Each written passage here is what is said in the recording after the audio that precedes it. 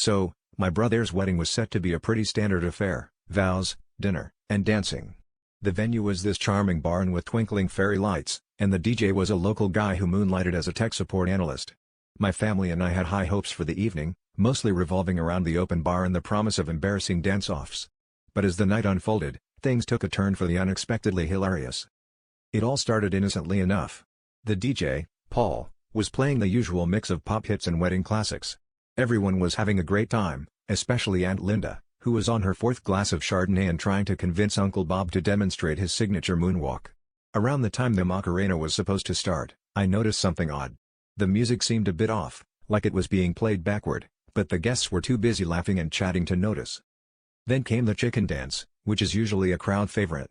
As the familiar tune began to warp and twist in reverse, the guests followed suit.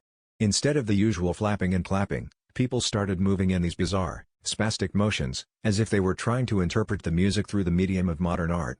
The children and adults alike were in hysterics, mimicking each other's erratic moves.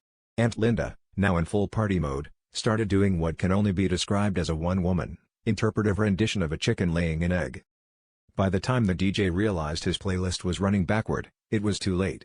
The dance floor had evolved into a surreal spectacle of flailing limbs and uncontrollable laughter. Finally, Paul sheepishly corrected the tracks, confessing sheepishly, "Well, folks, I guess that's what you call chicken in reverse." The room burst into laughter, and from that point on, the backward playlist became the most memorable part of the wedding.